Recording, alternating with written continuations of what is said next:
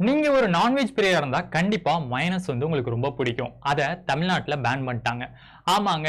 தமிழ்நாட்டுல மயோனைஸ் குறிப்பா ரா எக்ல இருந்து தயாரிக்கக்கூடிய மயோனைஸ 1 ஆண்டுக்கு வந்து பேன் பண்ணியிருக்காங்க. காரணம் என்னன்னு பாத்தீங்கன்னா, அத சாப்பிடுற நிறைய பேருக்கு வந்து ஃபுட் பாய்சன் ஏற்படுது அப்படிங்கிற மாதிரி சொல்லியிருக்காங்க. சரி, இந்த மயோனைஸ தமிழகம் மட்டும் தான் வந்து பேன் பண்ணியிருக்கா அப்படின்னு கேட்டா கிடையாது. முதல்ல யார் வந்து பேன் பண்ணாங்க அப்படின்னு பாத்தீங்கன்னா கேரளா தான். ஜனவரி 2023ல தான் கேரளா வந்து முதல்ல வந்து மைனஸை வந்து பேன் பண்றாங்க. காரணம் வந்து நிறைய பேருக்கு அங்க இருக்க மக்களுக்கு வந்து ஃபுட் பாய்சன் ஏற்பட்டிருக்கு.